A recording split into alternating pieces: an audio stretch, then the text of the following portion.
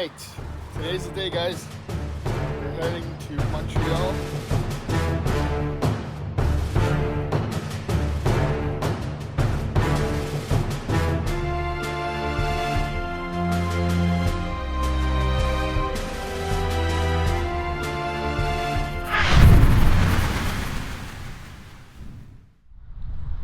Hi, and welcome to this brand new channel. This is the premiere episode of Tesla Canadian Dad. On this channel, I'm going to be talking about the dream of owning a Tesla. Now, we're going to be talking about preparation when it comes to garage, fixing it up, setting up the wirings, making sure that we can fully charge the Tesla every single night to its full capacity. We're also going to talk about extending driveway. Alright, so as you can see, we have a single lane driveway here. That's not going to work. I'm going to want to extend this to a two-car driveway. We have people coming this month to extend the driveway by about 5 feet. We'll be able to park 2 cars. She'll have her little car on the right.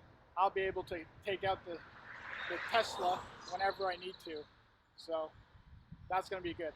Now we're going to be discussing a lot of different things on this channel. We're going to talk about the fact that this is a lease and how can we get out of this lease to be able to buy our dream car. Now I've been searching online on how to get rid of a lease, and there's 3 primary ways. Number 1, bring the car back to the dealership and pay a significant fine. For me, that's about $8,000. Alright, number 2 is the ability to find somebody else to take over your lease. Now that's the most appealing way because really there's no penalty whatsoever. You do need to pay a transfer fee. Most dealerships around here in Ottawa is around $500, so that's a lot less than the other penalty. But the thing is, to get someone to take over your lease, you need to give them an incentive. You know, they need to have a reason to take over your lease instead of just going and getting a new lease. So again, you can offer some money, $1,000, $2,000, winter tires, things like that. And you know, I've been doing that. I've posted it online. But as of today, as of right now, not even one bite in the last 3 months. So it's not looking good on that option. But I'm going to go ahead and leave it on there and hope somebody bites. Unless I decide to go with option number 3. Now the third option is to buy out the lease, meaning I would purchase the car. Why would I do that? I would then take the car and trade it in for the Model 3. Alright, let's talk about preparation. Now we need to prepare the garage for when the Model 3 does arrive. So we're going to renovate this garage, make it look a little bit more visually appealing. And number 3, we need to get the electrical from the basement all the way to the garage to be able to charge the car to a level 2 charging station. I have no intention of charging this car with the normal outlet. 120 volts. That's not going to cut it for me. So we're going to go ahead and wire all this up in the next future episode to 240 volts to be able to charge at about 30 to 35 miles per hour. And that's going to work just fine for me. So let's head to the garage. Let's see what kind of work we have to do here.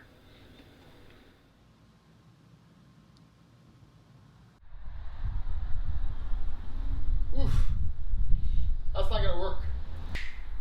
That's better. We can still do better though.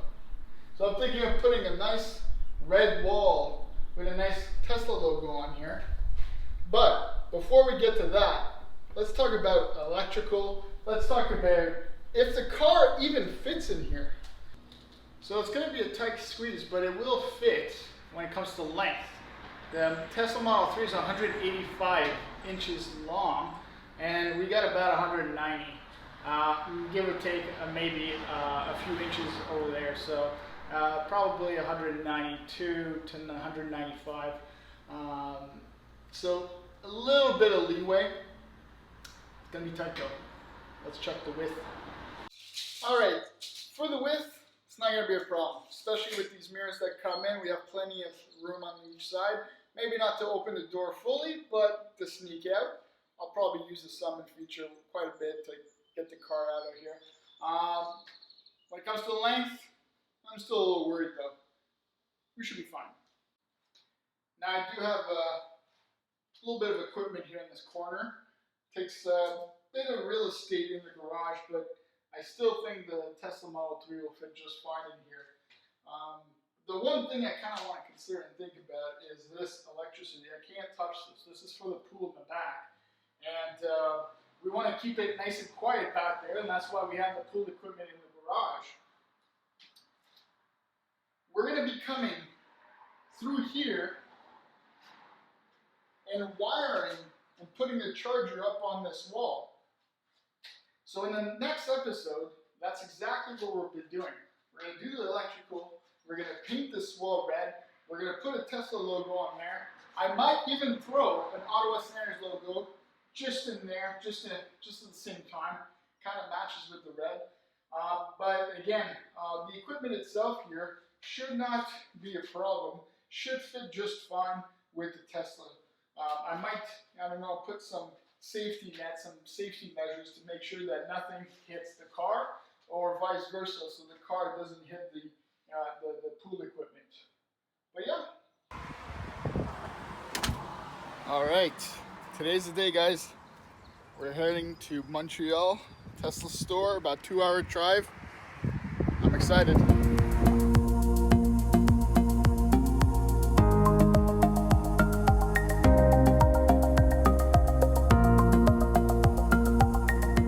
Little twist, it's not to pick it up, it's to drive it. So this will be the first time that I actually steer and drive a Tesla. So I'm pretty excited about it.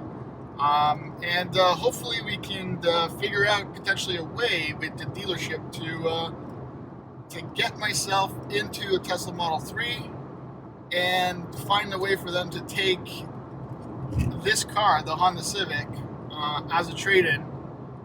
So again, we're thinking about buying out the lease and then trading the car for the Tesla Model 3.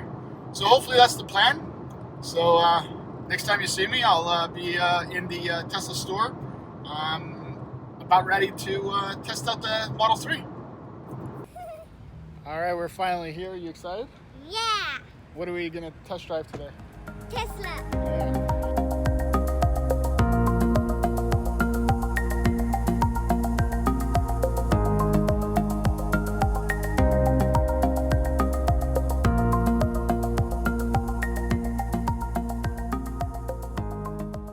All right, I'm back from my test drive.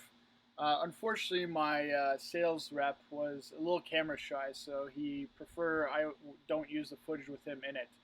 My first impressions right off the bat is wow, just like everyone else. Wow, that acceleration is just mind-blowing. Miles and miles faster than any other car I've owned, including obviously my Honda Civic. Now, other impressions I've had was I was surprised of how fast the car brakes by itself without applying any pressure to the brake. The car slows down significantly. Now, I guess I understand now why the brake pads don't really need to be changed for the lifetime of the car. So it makes sense to me now.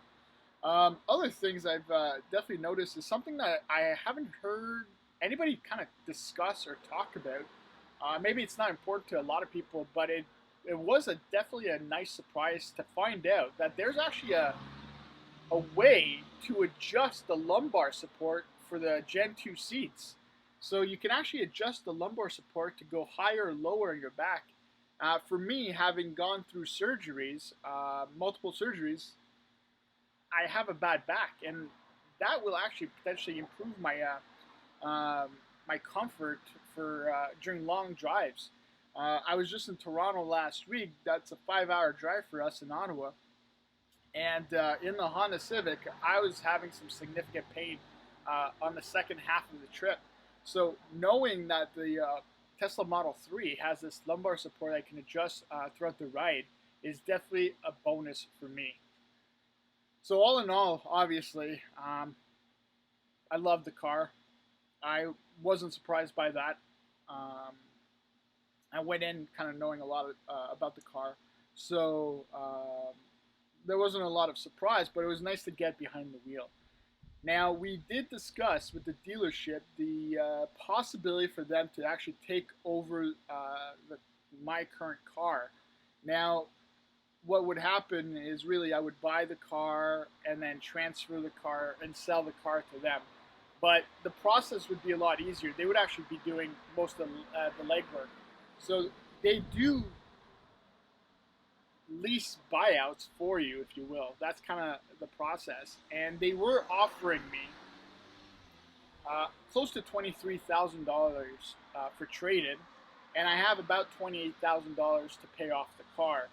So that's still a $5,000 loss in this case. But it's still better than going through the dealership. It's less hassle than going through the dealership. So I'm going to need to make a decision here on what to do next. So again, just, come back in the next video, see what decision I've made. Subscribe to the video. That's the easiest way of staying in contact. Once we reach 1,000 subscribers, we're going to do a draw for I'm thinking maybe a wireless charger for the Tesla Model 3.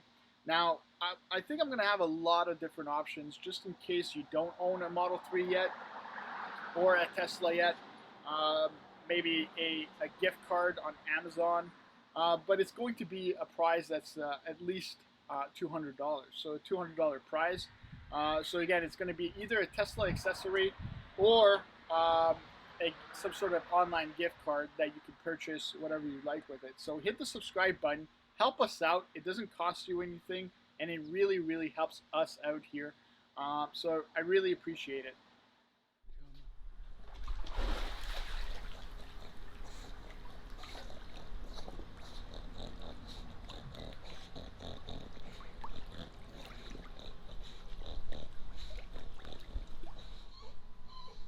I'm Tesla Canadian Dad, and we'll see you next time.